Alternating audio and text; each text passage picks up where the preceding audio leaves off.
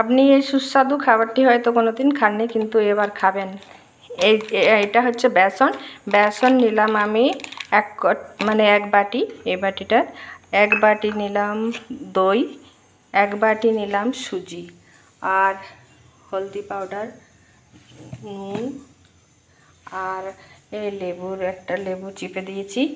তো এটা সব মিলিয়ে একটা ব্যাটার বানিয়ে নিয়েছি। তো এই ব্যাটারটা 10 মিনিট রেখে দিন, ওর পরে আসছি ফিরে। তো বন্ধু 10 মিনিট হয়ে গেছে। 10 মিনিট পরে ফিরে এলাম। এতে একটু খাবার সোডা দিলাম। খাবার সোডা দিয়ে এই যে থালাটা নিয়ে এতে একটু ব্রাশ করে ওই ব্যাটারটা দিয়ে দিলাম। আর এই যে জালি জালি রয়েছে, এটা ফুটন্ত জলের উপর দিয়ে এবার এটা চাপিয়ে দিলাম। তো এবার এইভাবে 15 মিনিট এবার ঢাকা দিয়ে দেবো। 15 মিনিট এভাবে এটা হবে, তারপর এটা তৈরি হয়ে গেছে। এবার এটাকে পিস করা হবে, তারপরে তড়কা হবে।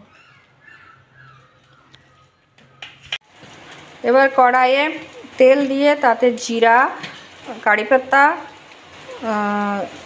শুকনো লঙ্কা আর রাই ও সরষে, কালা সরষে, ওগুলো তড়কা দিলাম। তারপর এগুলো পিস পিস করে কেটে দিয়ে দিলাম। এবার আপনি চাটনি দিয়ে হোক আর যা হোক, যেটা দিয়ে হোক খেতে পারেন।